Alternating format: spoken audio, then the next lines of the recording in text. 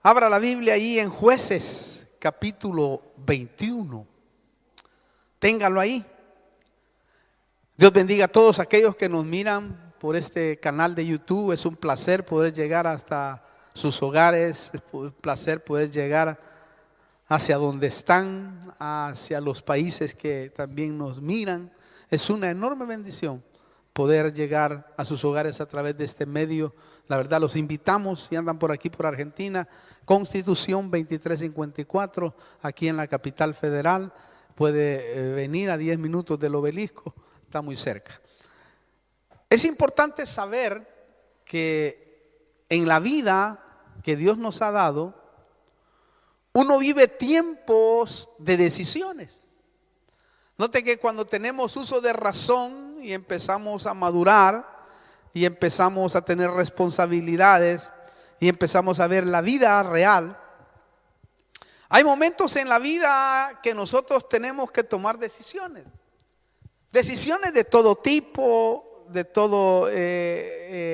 toda índole.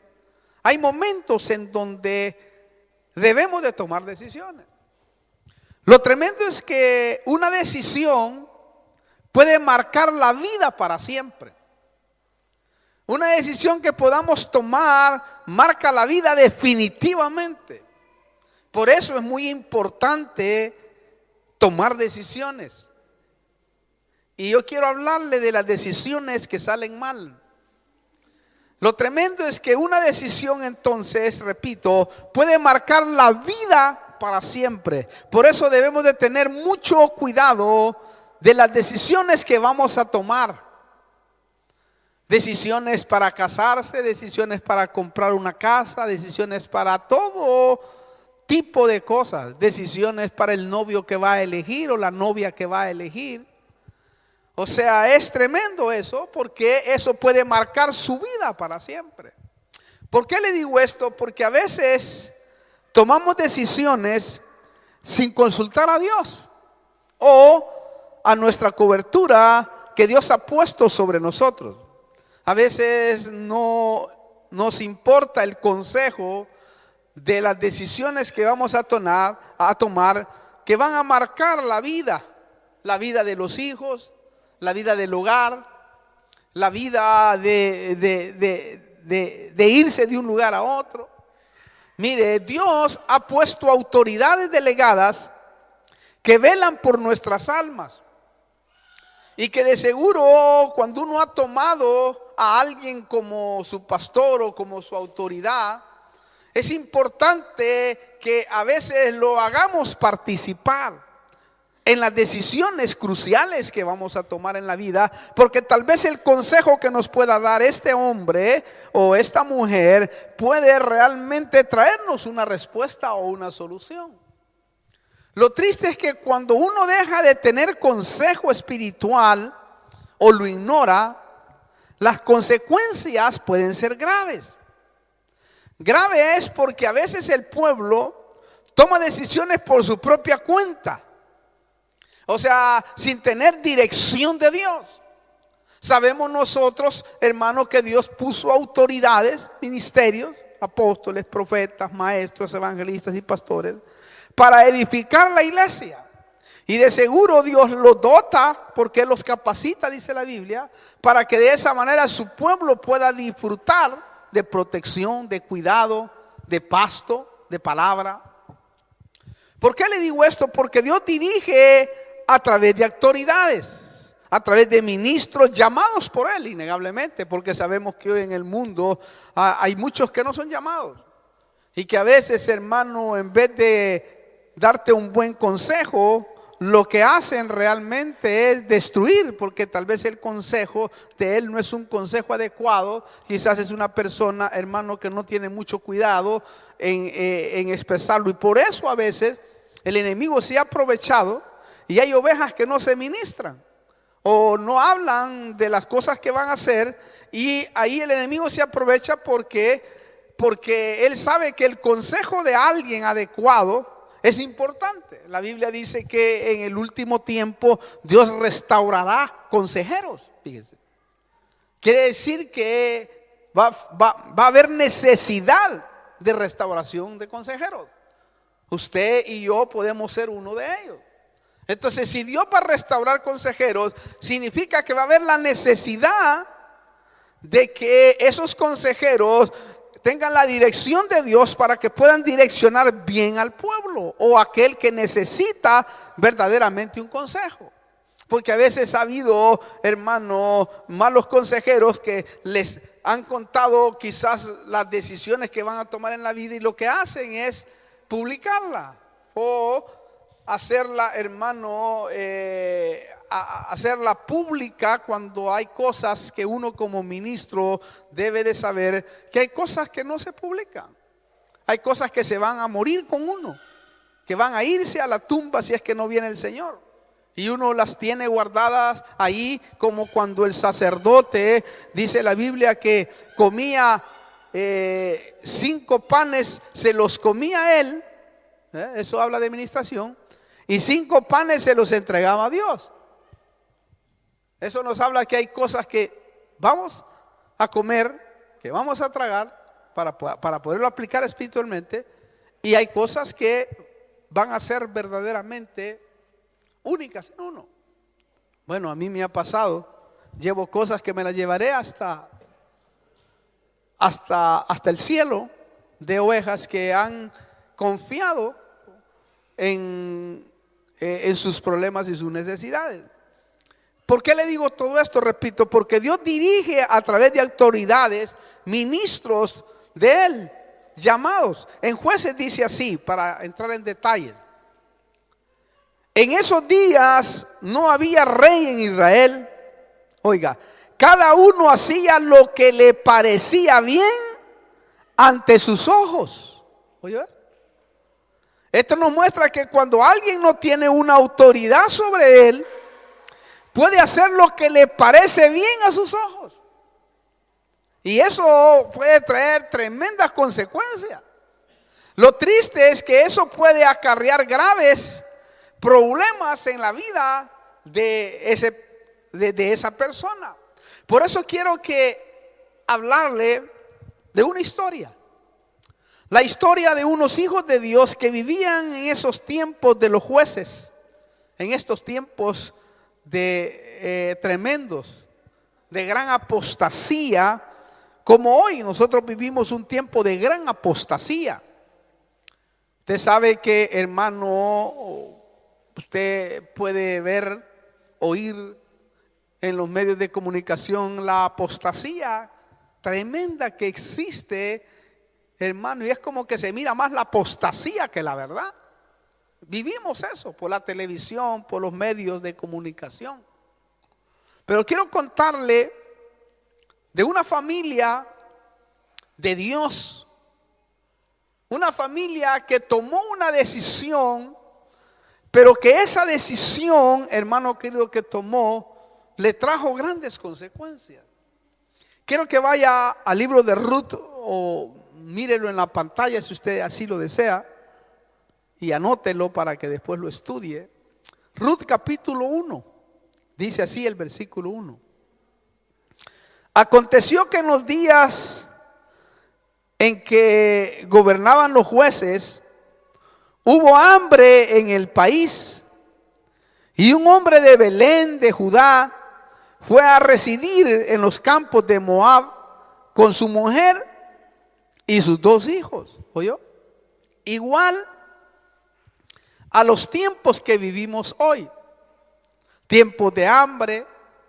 Lo tremendo es que yo hago un entre paréntesis ahí, es que aunque haya hambre, problemas, circunstancias difíciles en los gobiernos o en el país, téngalo por seguro que a usted y a mí Dios nos guardará para que pasemos esos colapsos delante de su presencia. Porque Dios siempre lo ha hecho así. Siempre en los colapsos que ha habido en el mundo, desde el Génesis hasta el Apocalipsis, siempre Dios ha guardado a su pueblo. Siempre su pueblo ha tenido para sustentar a sus hijos, para darles de comer. Claro, porque hay una promesa de parte de Dios para nosotros que dice: el Señor es mi pastor la mejor versión dice: el Señor es mi pastor, nada me falta. No es nada me faltará, porque eso sería esperanza, futuro. La versión esa lo pone claro y dice: el Señor es mi pastor, nada me falta. Quiere decir que aunque haya necesidad y todo eso, Dios suplirá en el momento justo para que su pueblo pueda tener, y así de esa manera pueda sustentarse. Lo triste es que esta familia empezó a hacer como a ellos les parecía, sin tener consejo de Dios en cuenta. Ellos no buscaron el consejo de Dios. Ahora, esta familia vivía en Belén. Belén significa la casa del pan. Mire qué tremendo. Pero en ese tiempo estaba pasando hambre el país. Pero ellos tenían. No es que no tenían, después vamos a verlo más en detalle adelante. Ellos tenían para vivir, tenían para estar bien. Claro, como familia de Dios, estaban llenos de promesas. Porque usted como familia de Dios, estamos llenos de promesas por nuestro Padre. Pero todavía no había llegado la bendición y ellos empezaron a desesperarse. Ese es uno de los grandes problemas que podemos tener nosotros en Dios. El desesperarnos en los momentos de crisis, en los momentos duros, en los momentos difíciles, cuando no vemos resultados, por ejemplo. Es bien, hermano, desalentador no ver resultados y frustrante a veces. Porque no mira resultados y dices tú, ¿cuándo serán los resultados? Pues esta familia estaba así. Lo malo es que en estas circunstancias la falta de fe lleva a muchos a pensar que Dios les falló y que no está con ellos. A veces, hermano, el hombre se ha puesto en eso. Señor, ¿será que estás conmigo? ¿Será que no me has abandonado? ¿O será que me has abandonado? Señor, hermano, yo he tenido ministraciones de ese tipo. Porque, hermano, le pasa una cosa, le pasa otra cosa y así. Claro, por supuesto, en unos casos hay claves innegables que uno debe de tener en Dios para que no le sucedan cosas. Y hay que entenderlas y obedecerlas. Pero en este caso, esta familia estaban llenos de promesas, pero ellos empezaron a desesperarse. Lo malo es que en estas circunstancias, la falta de fe lleva a muchos a pensar así. A pensar de que quizás Dios no está con ellos. Lo tremendo es que al ver la necesidad, la falta de alimento en el país, ellos dijeron: vámonos a Moab, salgamos de aquí, porque aquí no vemos cambio, no vemos nada. Vámonos directamente, porque la verdad quizás Dios no está acá. Moab, o en Moab, mejor dicho, en Moab, ellos vieron con los ojos naturales. Ellos vieron que podían suplir sus necesidades. Vieron, hermanos, las grandes panaderías. Vieron las grandes fábricas. Vieron, hermano, un montón de cosas. Dijeron: bueno, aquí es de plano. Vieron, hermano querido, que podían hacer algo. Se sintieron atraídos por la emoción.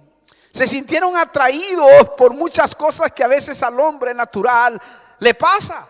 Se sienten atraídos por esto, se sienten atraídos por lo otro, sabiendo que en su casa hay pan. En ámbitos espirituales, sabiendo que en su casa hay palabra, sabiendo que en su casa hay, hermano, consejo. Sin embargo, ellos, hermano, estaban desesperados. Y estaban, hermano, viendo naturalmente aquello que les estaba saciando su vista.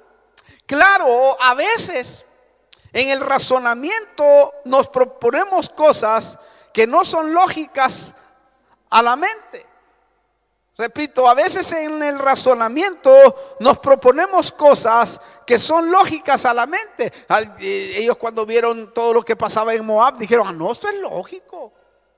Mirá, le dijo la mujer, hermano, a su marido, de plano, aquí está tremendo, aquí está maravilloso. Claro, a veces pasa eso. Lo lamentable de esta familia es que ellos no trataron de resolver el problema o sus problemas espirituales primero. ¿Por qué? Porque a veces en esas circunstancias a la gente le cuesta humillarse, le cuesta reconocer. Y dijeron, no, aquí no resolvemos los problemas, vámonos. Aquí yo no veo que, claro, no lo resolvían porque no había autoridad. No había consejo. Ahora, esta familia empezó a empacar sus maletas, hermano, para irse a reponer más económicamente. Repito, esta familia no es que no tenía pan para vivir. Si lo aplicamos en el ámbito espiritual, tenía palabra fresca. Ellos sí tenían, porque Dios nunca abandona. Más adelante lo dice que sí tenían. Noemí dice que se fue llena, porque con quien iba a tratar Dios era con Noemí, porque esa era la tremenda mujer de Dios que estaba en esa familia, y con ella él quería tratar. Lo impresionante es que, hermano, dijo, bueno, vamos y ahí nos reponemos. Bueno, se fueron, hermano.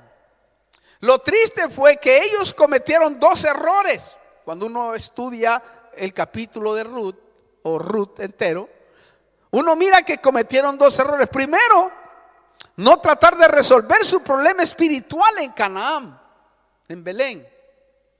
Ellos podían resolverlo ahí, pero su orgullo no les permitió humillarse, hablar y quedarse ahí y decir, bueno, mira, está en necesidad el país, hay problemas acá, pero tratemos de quedarnos acá y ayudarnos los unos a los otros, y de seguro el Señor se va a glorificar tarde o temprano. Pongamos nuestro grano de fe en este lugar y sabemos que nosotros podemos ayudar bastante para que esto se desarrolle en nuestra vida.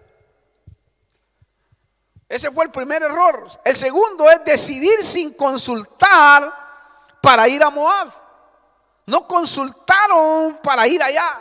¿Por qué? Porque Moab significa tierra de maldición. ¿Oyó eso? Y eso es tremendo. En otras palabras, ellos quisieron ir a resolver su problema en el lugar que estaba bajo maldición. Y ahí es imposible resolver problemas. Y esto es tremendo, hermano, porque lo abominable que yo miraba acá es que hay gente que dice, si Dios no me sana o no me resuelve mi problema, hay lugares donde sanan y resuelven problemas.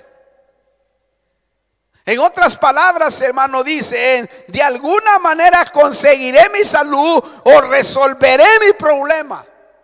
Y ahí van como caballo y el mulo, hermano. O sea, a ellos no les importa si se mueve la brujería, la adivinación, o es una secta la que están visitando. No les importa, ellos quieren resolver su problema.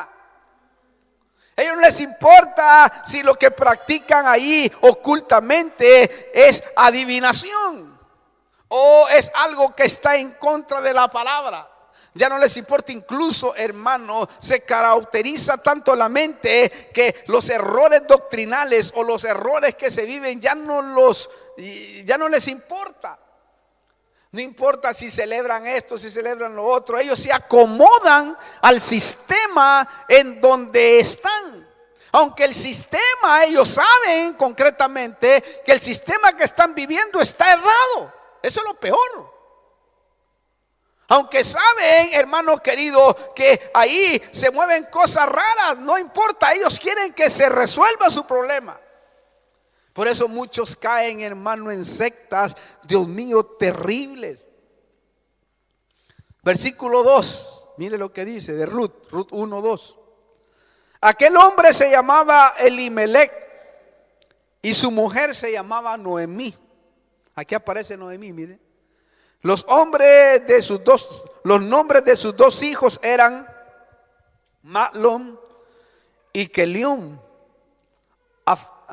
efrateos de Belén de Judá. Y llegaron a los campos de Moab y allí se quedaron. ¿Oyó? Esta familia se desprogramó y se quedaron de una vez en la tierra de Moab, la tierra de maldición. Porque vieron la algabarilla, vieron dijeron, miraos aquí, sí, y, hermano, quedémonos aquí. Usted para quedarse en un lugar tiene que tener dinero, ¿o no? ¿O sí o no? Bueno, ¿qué alquilamos? Alquilemos esa quinta que está ahí, hombre, ahí con todos nuestros hijos. O alquilemos, mira, aquí en el mero centro de Buenos Aires. ¿Y qué? Pero aquí se necesita garantía. No, pagamos lo que sea, hasta en el hotel si quieren, si es posible.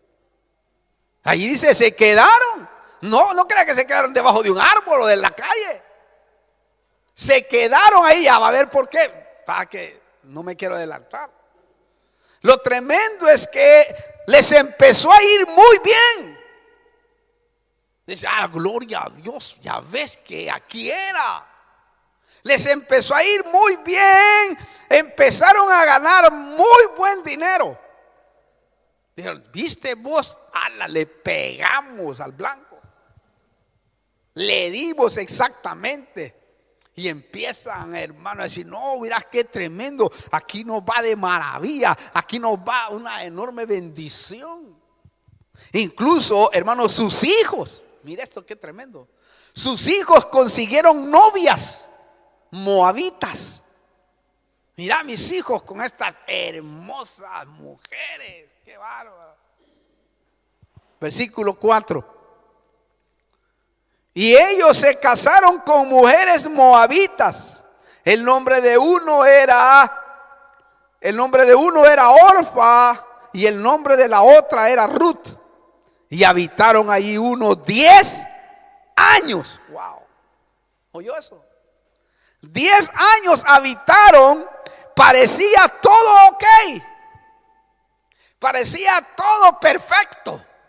Parecía, hermano, que esa era la tierra donde ellos tenían que habitar, donde ellos tenían que estar. Parecía el lugar perfecto. Lo impresionante es que Dios, el que controla todo, iba detrás de esa familia. Detrás de esa familia que no tiene culto para Él, ni consejo espiritual, ni vida de Dios abundante, sino que están a la deriva. Vio aquella gente que va a las iglesias, hermano, y no, a mí no me metan en nada, no me pongan en nada. Vive así incógnitamente y no se relaciona con nadie. Y Dios, como hijos de Dios, Dios iba detrás de ellos. Pero ellos no tenían culto, no tenían vida espiritual. No había nadie que los confrontara o que la palabra los confrontara de verdad para que se arreglaran, para que se arrepintieran. No había nadie que les aconsejara adecuadamente. Claro, tenían mucho trabajo. Vivían bien cómodos. Porque, hermano, Dios bendice a sus hijos si ellos trabajan. Lo impresionante es que Dios empezó a intervenir. Y ahí está lo caliente, porque tarde o temprano el Papá nuestro de los cielos empieza a intervenir. Cuando Él empieza a intervenir es porque su propósito empieza a, hermano, a trabajar. Los diseños que Él ha hecho con nosotros empiezan a florecer porque llega el tiempo donde Él va a trabajar con nosotros, porque Dios trabaja de esa manera. Por eso a uno llama desde el vientre de la madre, un Timoteo, por ejemplo. Lo capacitan, a otros lo llaman, hermano, a la edad de 9 años, se convierten a Cristo, como 8 años cuando tienen uso de razón, o 10 años. Y ahí empieza a trabajarlo Dios, a enseñarle todo, y después se convierten en los hombres que Dios, ¿verdad? Quiere, como Moody, por ejemplo, uno de los hombres más impresionantes hace 2 siglos, se convirtió, hermano, en una escuela dominical de niños. Una maestra lo vio caminar y le dijo: vení, niño, entra acá, vení, te vamos a enseñar la Biblia. Ahí entró el niño allí, hermano, niño todo así, medio raro. Y el niño aceptó a Cristo ahí cuando tenía uso de razón, y se convirtió en uno de los predicadores más extraordinarios que haya habido hace 2 siglos, predicándole a 1 millón de personas sin micrófono, imagínense. Y cuando Dios empieza con Pablo, o sea que de seguro después de los 40, otro después de ser borracho, de ser drogadicto, de ser pendenciero, de ser ladrón, lo llama y empieza el propósito de Dios. Pues aquí va a empezar el propósito de Dios después de 10 años. Lo impresionante es que, como le dije, Dios es el que controla todo. Iba detrás de Noemí, ya cuando estaba bien cómoda. Lo impresionante es que empezó a intervenir para tratar con Noemí, y lo primero que hace es quitarle su esposo. Lo primerito que hace. Dijo: Noemí está muy cómoda, mi sierva está tranquila, bendecida, con Coca-Cola, con todo. Está ahí. Y mire, versículo 3. Y murió Elimelech, marido de Noemí, y quedó ella con sus 2 hijos. Wow. Primera tumba. Pero hasta aquí Noemí no entendió, porque siguió en Moab. Mire qué tremendo. A ver. Bueno, no lo quería tanto para seguir en Moab. Lo impresionante es que después que murió su marido, murió el otro hijo. Otra tumba. Luego el otro hijo. Mire, 3 tumbas por las horas extras en Moab, en la tierra de maldición. Y ahí empezó lo caliente. Versículo 5. Murieron también los 2 hijos, Maglón y Kelión, y la mujer que quedó privada de sus 2 hijos y de su marido. Wow. Y Orfa y Ruth, sus nueras, mirando a Noemí: Dios mío, ¿qué Dios tiene esta? Porque seguro les habló de Dios, pero nunca las presionó para que se volvieran a Belén, para que se pusieran las pilas, para que buscaran a Dios. Como que no le importó mucho. Y siguió, hermano, ahí toda la cosa. Note qué tremendo esto, porque ahora habían 3 muertos y 3 viudas con Noemí.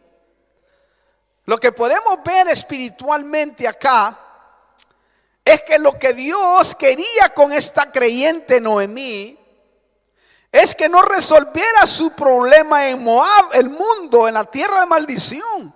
Él quería que volviera a Canaán, que volviera a la casa de donde salió, que volviera al lugar donde ella tenía pan, donde ella tenía sustento, donde ella no le faltaba. Porque a Noemí, más adelante vamos a ver el pasaje, no le faltaba. Tenía en abundancia. Tenía pan en su casa. Es decir, ella podía haber pasado la crisis allí. Podía haberse quedado y decir: bueno, lo que está pasando aquí es una crisis nada más.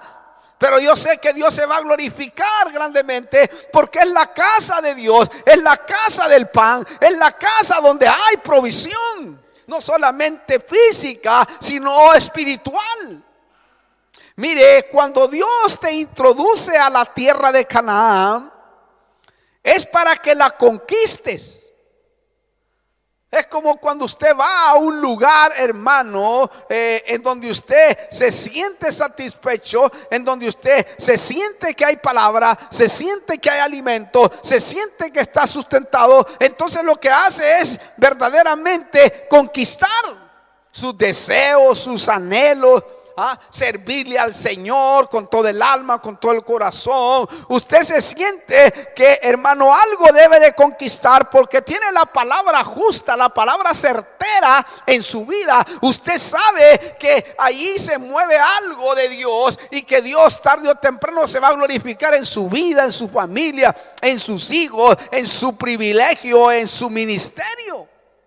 Sí, porque eso es lo que nos está transmitiendo aquí. Entonces, cuando Dios te introduce a la tierra de Canaán, es decir, cuando tú te sientes bien. Sí, ala, qué lindo, gloria a Dios, aquí me siento bien. Tengo palabra, tengo consejo, tengo alimento, Dios me bendice. Note usted, hermano. Entonces, acá no es para que nos salgamos y terminemos como la familia de Noemí y los 10 espías de Moisés. Hermano, los 10 espías de Moisés se volvieron al desierto y murieron con toda su familia. Lo mismo que a Noemí. Ellos, hermano, le fueron a decir al pueblo, después que los introdujo a la tierra, dice, no, tremenda tierra. Wow, ahí fluye leche, fluye miel, hay aguas, hay ríos, hay una hierba impresionante. Oh, no saben ustedes, miren, aquí les traemos. Dice que les trajeron un ramo de uvas, hermano, que eran como cocos. Entre dos traían el ramo de uvas, hermano. Dice la Biblia. Miren, esto es lo que hay. Y dijeron, Dios mío, con una uva comía una familia, hermano. Imagínense. Y así llegaron, hermano. Pero dijeron, allá hay gigantes. Esto implica de que tú, en tu bendición, en tu Canaán, van a haber áreas y gigantes que se van a querer atrincherar allí para que tú no goces de eso.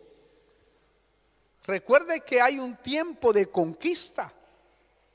Porque en el desierto sabemos que no hay problema en el desierto de comer.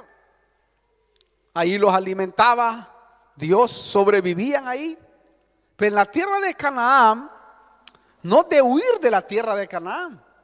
Cuando estás pasando necesidades fuertes, problemas duros, dice, no, dice la gente, aquí no pasa nada. Usted, cuidado. Pues te vas para la tierra donde piensas tú que hay abundancia y hay fábricas, panaderías tremendas, en donde, hermano, la gente camina por fe. Ahí es un problema, porque no sabemos dónde estamos. Ahora, las 3 mujeres se quedaron ahí. Los de Canaán murieron todos en el desierto, como la media tribu de Manasés. Se devolvió después de vivir un rato, hermano. Después de vivir Canaán, pero cuando vivieron, antes de ir a las 3 mujeres, antes, porque se me viene este pensamiento, en vez de quedarse en Canaán, luchar, pelear, conquistar, recuerde, Canaán se conquista. O sea, no es que, hermano, la vida en Canaán va a ser fácil, porque en Canaán ya tú tienes que conquistar, ya no tienes que ser mediocre. En Canaán tú tienes que pelear la batalla, ganar las ciudades y derrotar a los 31 reyes que están ahí. Eso lo hemos denominado 31 áreas del alma, que tienen que ser vencidas una a una. Pero ahí tienes que pelear, ahí tienes que luchar. Ahí no es acomodarse y esperar que caiga el maná, abrir la boca y que caiga el maná a la boca. Ahí es de pelearla. Ahí es de lucharla, porque Dios te va a introducir a lo mejor. Es decir, ya cuando Él te entra a Canaán, te entra para que la conquistes y conquistes tus sueños, tus objetivos, tus metas, lo que siempre quisiste para tu familia, para tus hijos, para tu vida personal. Ahora, las 3 mujeres viudas representan a 3 clases de creyentes que existen en la iglesia de Cristo. Y quiero que saquemos una figura y veamos estos tres tipos de creyentes. Primero, los tipos Noemí, la hija tremenda de Dios, la que perdió al marido, a sus 2 hijos. Noemí representa al creyente que tuvo bendición, pero por ambicioso y apartarse de los planes de Dios, pierde toda la bendición. Toda la bendición. Es tremendo, hermano, que de repente Dios te aborde y pierdes toda la bendición. Yo lo he visto en muchos. Lo triste es que si no se vuelven al Señor en arrepentimiento, se quedan vacíos, frustrados y lo peor, amargados. Incluso, mire, pierden la belleza de su semblante. ¿Ha visto cómo pierden la belleza de su semblante? Muchos hermanos que tú los has conocido y hermanos eran esbeltos, igual que Noemí. Usted sabe que Noemí significa placentera, la que daba placer. Era una cosa tremenda ver a Noemí, hermano. Verla caminar, verla, hermano, sonreír, verla platicar, porque eso es lo que significa placentera. Ella, hermano, era tremenda, porque allá en el Antiguo Testamento y hasta el día de hoy, todos los nombres que uno escoge para sus hijos son la manifestación que va a suceder en el futuro. Por eso es importante que cuando uno tiene un hijo, debe de saber hasta qué nombre le va a escoger, hermano. Así como, claro, en la ignorancia nuestros padres nos escogieron el nombre, pero en algunos de nosotros Dios dirigió a nuestros padres por el plan que tenía para que nosotros, hermano, en la vida nos desarrolláramos de esa manera. Yo no sé si usted ha examinado su nombre y ha visto su personalidad, pero se lo aseguro que lo que significa su nombre, esa es la forma en que usted actúa. Así exactamente, hermano. Si es un nombre malo, innegablemente Dios le cambió el nombre y le cambia el nombre a uno para que de esa manera sea restaurado, porque Él lo hace así. Si papá y mamá se equivocaron, entonces como se equivocaron con Abraham, ¿verdad? Le pusieron a Abraham, aunque no estaban tan equivocados porque Dios traía, pero igual Dios le cambió el nombre también, porque ya no quería que fuera Abraham, que significa, hermano querido, ¿qué significa Abraham? Abraham, padre de Abraham con H significa padre de multitudes, de naciones, porque él tenía solo el nombre Abraham, que se me fue el concepto ahora, ¿verdad? Pero Dios le puso una H para decirle que ahora ya no vas a ser padre. Ahorita me voy a acordar. Ya no vas a ser padre. Se me va, aquí lo tengo en la lengua. Sino que vas a ser padre ahora de multitudes. Le cambió el nombre. Sara, ya no te vas a llamar señora Sara, ahora te vas a llamar Sarai, princesa. ¿Me entiende? Entonces, si nosotros vemos, así es como hay hombres, ¿verdad?, creyentes que tienen bendición, que tienen, hermano, como Noemí, tienen una sensibilidad tremenda. Y bueno, así era Noemí, pero miremos cómo la miraron cuando volvió a Belén. Mire cómo miraron esta mujer esbelta.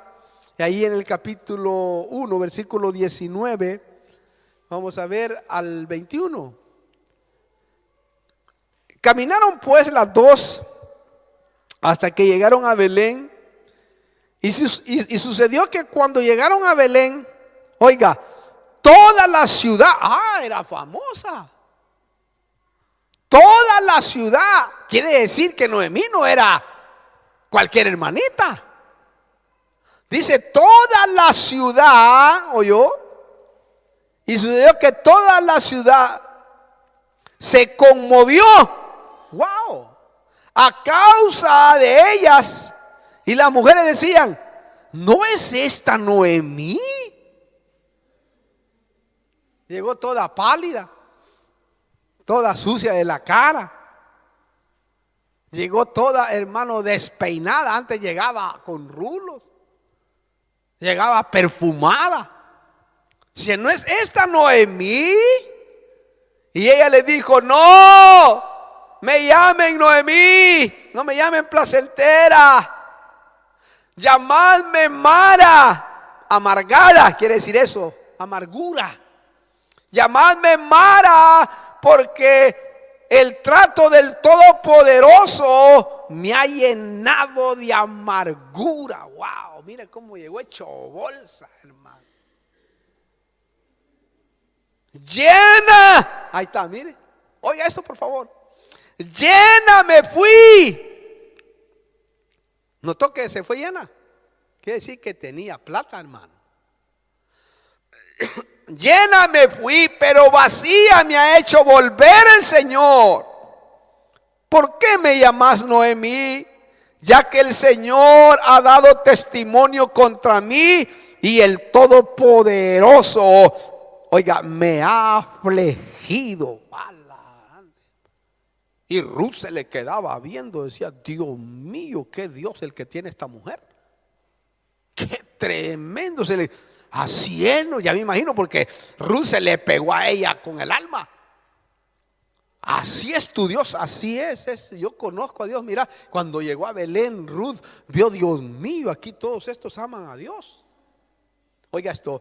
Y volvió Noemí y con ella su nuera Ruth, la moabita, regresando así de los campos de maldición de Moab, llegaron a Belén al comienzo de la siega de la cebada. ¿Oyó eso? Note, se había ido llena de Belén, casa del pan. Se había ido, hermano, hasta con teología, escatología, a la grande, hermano. Cuando se paraba Noemí, ya me imagino en los lugares, decía la palabra y decía, ¿dónde aprendiste tanto? Allá en Belén, decía allá. Y ahí empezaba a mofarse, pero poco a poco, el enemigo empezó a trabajar. Y cuando vio Dios que se estaba desprogramando, dijo, no, si no trato a Noemí como tengo que tratarla porque es mi sierva, esta no va a hacer caso. Lo más triste es que así hay muchos, piensan que al tener un poco de bendición pueden hacer lo que ellos quieren, es decir, lo que les parece recto a sus propios ojos. Dicen, no, yo puedo hacerlo. Y empieza el problema espiritual. En otras palabras, estos son los que no les importa sujetarse. No tienen autoridad, no tienen rey sobre ellos y hacen lo que ellos quieren. Claro, hay otros que aunque tengan rey, nunca lo reconocen. Otra clase que estaba mirando yo de creyentes está representado en la segunda mujer, en Orfa. Orfa representa al creyente convencido, es decir, aquel que dice, está muy bueno seguir a Dios, pero no es para tanto dejar mis costumbres. ¿Vio a aquella gente que dice así? Es bueno, no, la verdad que ahí es muy bueno, enseñan muy bien, la verdad que la palabra pega, la palabra hace su efecto, pero no es para tanto tampoco. Ruth capítulo 1, versículo 14 al 15. Y ellas alzaron sus voces y lloraron otra vez. Y Orfa, Orfa besó a su suegra, pero Ruth se quedó con ella. Entonces Noemí dijo, mira, tu cuñada ha regresado a su pueblo y a sus dioses. Vuelve tras tu cuñada. Oiga, Noemí sabía que Orfa era idólatra hasta las patas. Orfa volvió a su paganismo y costumbres religiosas. Y así hay gente que vuelve, hermano, al paganismo y a las costumbres religiosas. Salen de un lugar donde hay buena doctrina, donde hay buena enseñanza, donde Dios se glorifica enseñando la palabra y delineándola como debe delinearse. Y cuando salen de ahí, se vuelven otra vuelta, hermano, a la idolatría, pero no a adorar santos, no a adorar imágenes, sino a celebrar fiestas paganas, fiestas que son una abominación a Jehová. Mire, esta clase de creyentes son los emocionales que besan, abrazan como Orfa y Judas, pero se regresan a sus tradiciones paganas y siguen con sus tradiciones paganas. Ya no les importa que un día conocieron la verdad, que un día conocieron que a Dios se le debe de honrar y que hay ciertas fiestas del año, hermano, que solo tienen un trasfondo de cristianismo, una máscara, pero por dentro son cosas tremendas las que hay. Lo real es que el creyente como Orfa son los que creen que con sus fuerzas o intelecto van a llegar a Canaán, porque son convencidos pero no convertidos. Esta Orfa nunca se convirtió, estando con la familia adecuada, porque Noemí era tremenda. El hecho está que, mire, dejaron un libro escrito de la historia de ella. Quiere decir que esta mujer era una mujer tremenda de Dios, una mujer de empuje, una mujer, hermano, que era pues proyectora, se proyectaba donde quería. Era una mujer, hermano, que la tenía clara. Por eso Dios la dejó a ella y no dejó al otro. Por eso estos tipos Orfa no entienden cómo Dios obra con los hijos verdaderos. ¿Por qué le digo esto?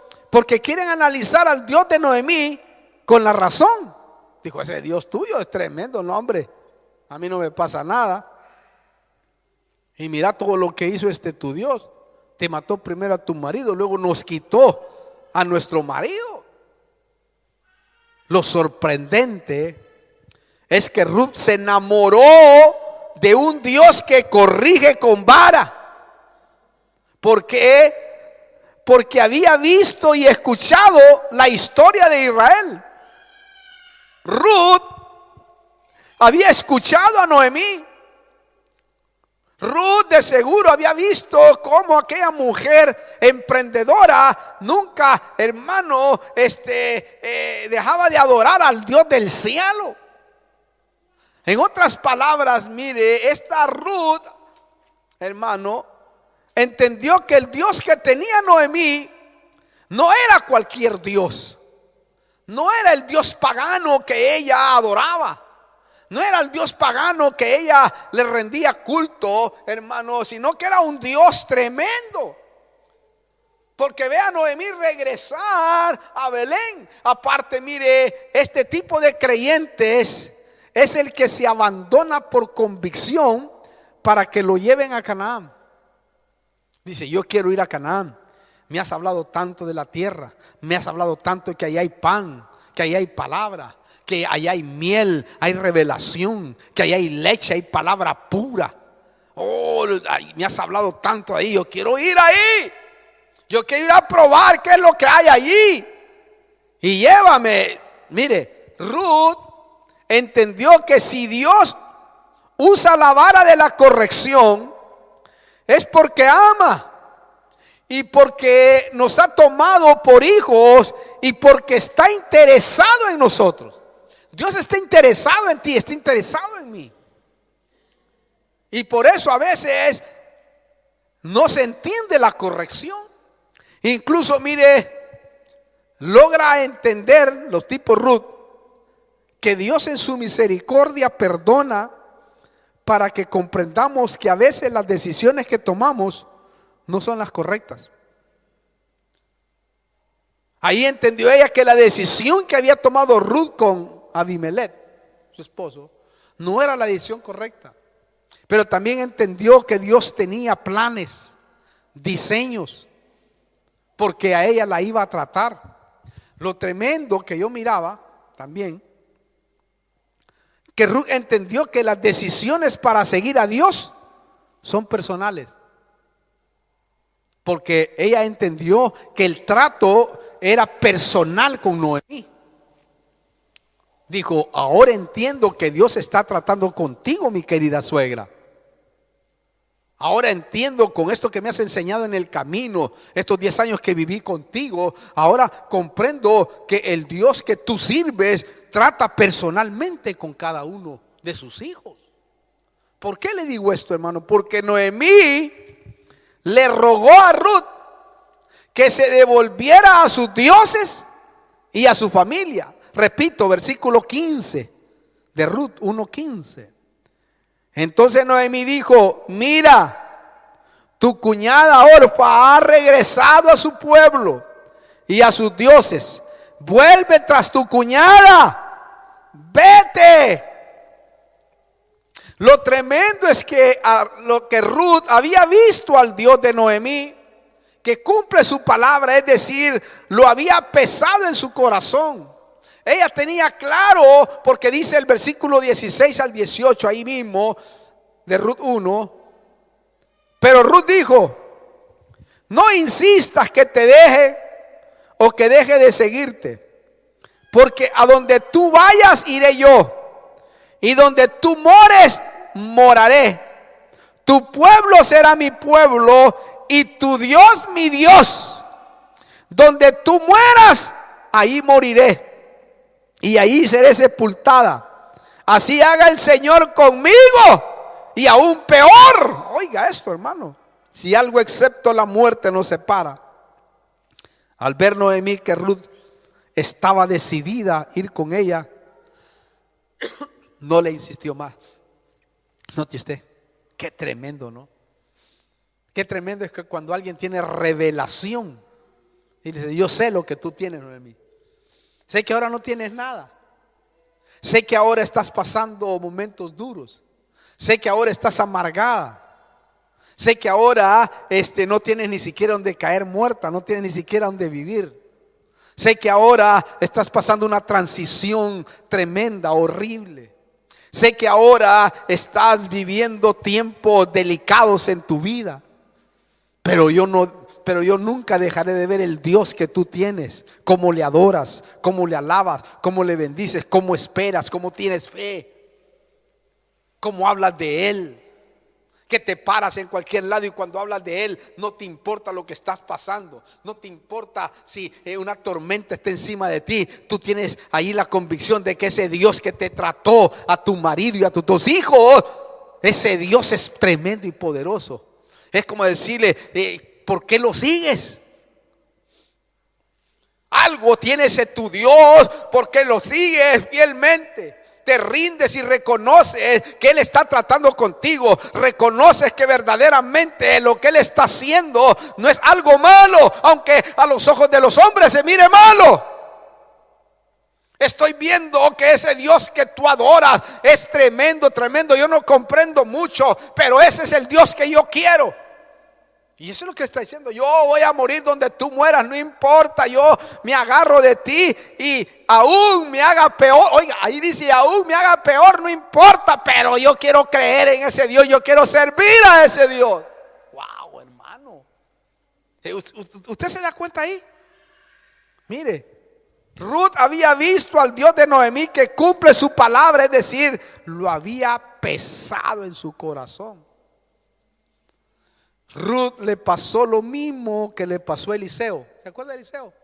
Solo se lo voy a leer, Eliseo, y después volvemos. Segunda de Reyes, para que vea la figura perfecta también de este otro hombre que siguió al profeta, porque sabía que tenía el profeta. Segunda de Reyes 2, del 4 al 6.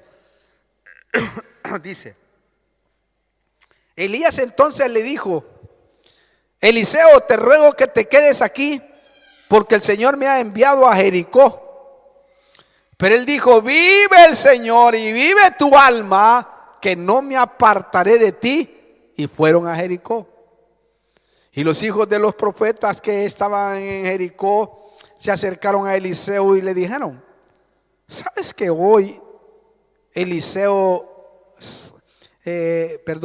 ¿sabes que hoy el Señor te quitará a tu Señor de sobre ti? Y él respondió: sí, yo lo sé, callad. Entonces Elías le dijo: te ruego que te quedes aquí, porque el Señor me ha enviado al Jordán. Pero él dijo, vive el Señor y vive tu alma, que no me apartaré de ti. Y siguieron pues los dos. ¿Oyó? Esto aquí es tremendo, porque esto es tener revelación y convicción del Dios que tu líder adora y honra. Eliseo tenía convicción de quién adoraba Elías. Él tenía convicción de quién Elías honraba. Lo conocía. Mire, esto es tremendo. Ahora, lo que podemos aprender de Ruth y de Eliseo es que cuando tomamos las decisiones correctas, de seguro nos encontraremos con la bendición y la herencia. Cuando tomas las decisiones correctas, téngalo por seguro que te vas a encontrar tarde o temprano con la bendición, porque estás tomando lo correcto. Por ejemplo, a Eliseo se le fue transferido una doble unción. Gracias, mi amor. Bueno, denle un aplauso fuerte al Señor mientras me tomo un poquito.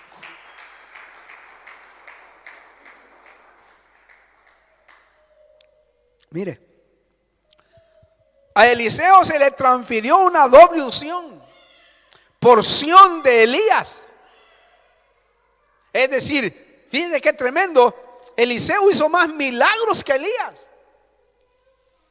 Mire lo que este hombre perseguía. Claro que Elías, era más grande que Eliseo.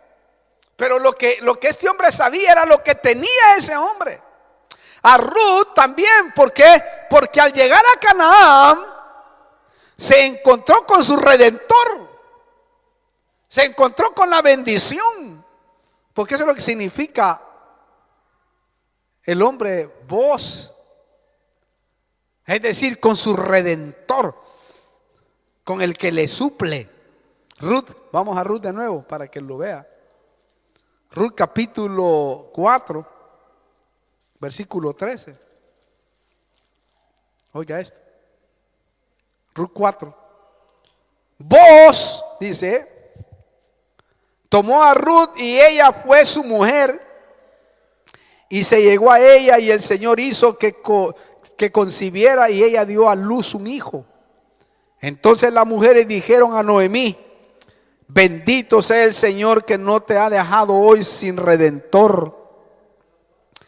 Que su nombre sea célebre en Israel. Sea él también para ti restaurador de tu vida y sustentador de tu vejez. Porque tu nuera que te ama y es de más valor para ti que 7 hijos, que 7 hijos le ha dado a luz.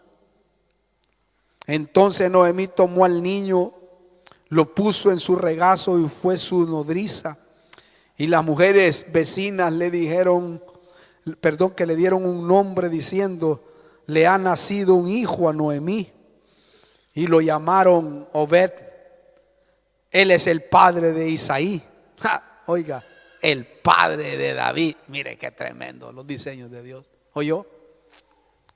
Este es nuestro Dios. Porque Él cambia nuestro lamento, el baile y la tristeza en alegría, hermano. Entonces espérese un momento. Quédese plantado. Porque usted va a ver la luz. Va a ver la bendición. Va a ver el día de mañana, va a decir, de verdad que valió la pena este desierto. Es que es tremendo, hermano. Valió la pena pasarlo, creer que Dios le había hablado verdaderamente a Moisés, decía Caleb de José. Ahora entendemos que estos 40 años no estaba mintiendo, porque ellos tuvieron la convicción de que tarde o temprano Canaán sería de ellos. Y yo te lo puedo decir con seguridad del Espíritu, que viene una enorme bendición para tus hijos, para tu familia, para tu vida, y tus años últimos serán años extraordinarios como lo fueron los de Caleb y Josué. Tiene que creerlo. No lo veo tan emocionado, pero téngalo por seguro que va a ser así. ¿Notó? Este es nuestro Dios. Él cambia nuestro lamento, el baile y la tristeza en alegría. Claro, termino. No hay que salir de Belén. Y si te has ido, es el tiempo de regresar a Belén, donde el pan verdadero de Dios fluye. Regresa. Termino. Lo que el Señor nos quiere transmitir por su Espíritu Santo. Lo que nos quiere transmitir es que estamos en tiempos de decisiones. Tiempos decisivos. Tiempos en donde debemos de tener convicción de lo que creemos. Y pararnos firmes en decir: no, a mí nadie me mueve de Belén, de la tierra de bendición. ¿Por qué? Porque Dios quiere que vivamos una vida plena, llena de vida, y no una vida muerta, llena de amargura y sin vida espiritual. Es el tiempo de decidir en tu corazón lo que vas a hacer, y que la decisión sea la decisión correcta para ir detrás de Noemí y decir: tu pueblo será mi pueblo, donde tú mores yo moraré, y donde tú mueras allí quiero ser sepultado yo también. Wow, hermano, qué tremendo. Por eso en este tiempo verifique bien sus decisiones, y si está en Moab, regrese a Canaán, regrese a su casa, regrese a su iglesia, regrese ahí, que Dios se ha de glorificar poderosamente, porque Él tiene promesas para su vida. Cierre sus ojos, yo he terminado, hermano. Oh Padre, te damos gracias. Mira, Señor, estamos aquí delante de tu presencia. Hemos ministrado tu palabra, y de seguro allá habrá gente que está pasando momentos duros, difíciles. Gente que no puede percibir el trato de Dios todavía. Pero déjeme decirle que usted puede ser una Ruth, que ahora está conociendo el Dios de Noemí, que parece que castiga, que corrige. Pero ese es el Dios que nos ama para llevarnos a otra dimensión. No todo el tiempo nuestro Dios trabaja así, de esa manera. Cuando lo hace con un hijo de Dios es porque quiere corregirlo, porque sus decisiones no han sido adecuadas. Quizás en la vida has pasado momentos duros, difíciles, pero hoy te traigo al Dios de Noemí, que es el mismo Dios de nosotros, el que cambia, transforma, el que hace nuevas las cosas. Y yo te lo presento a ti. Si quieres seguirlo, este es el buen día que puedes hacerlo. ¿Cómo hacerlo? Repitiendo una oración, diciendo: Señor Jesús, vengo delante de tu presencia. Te recibo como mi único y personal Salvador. Perdona mis pecados, borra mis rebeliones, entra a mi corazón y hazme una nueva criatura. Recibo al Dios de Noemí, al Dios que introduce a Canaán, para que el final de los días sea el Dios todopoderoso que suple. Si lo has hecho, téngalo por seguro que hoy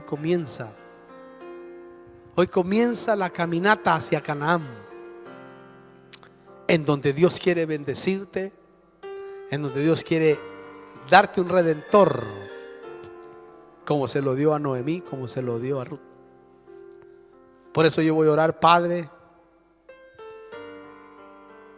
te pido que te glorifiques en aquellos que también están caídos, que se fueron como Noemí y ahora están sufriendo. Su orgullo a veces no los deja ir de nuevo, pero yo destruyo todo espíritu inmundo de orgullo y de falta de humildad, para que tus hijos puedan llegar a Canaán. Aquellos que están caídos, Padre, ahora mismo, aquellos que han sido tratados ahora mismo, te pido que te glorifiques en ellos. Perdones los pecados de cada uno de aquellos que recibe tu nombre, Padre. En el nombre de Jesús los bendecimos. Perdona a aquellos que se están reconciliando y volverán a Belén, a su casa. En el nombre de Jesús, glorifícalo. Para la gloria de tu nombre, Padre, los bendecimos. En el nombre poderoso de Jesús, te damos gracias porque tú has de glorificarte en ello. En el nombre de Jesús. Gracias.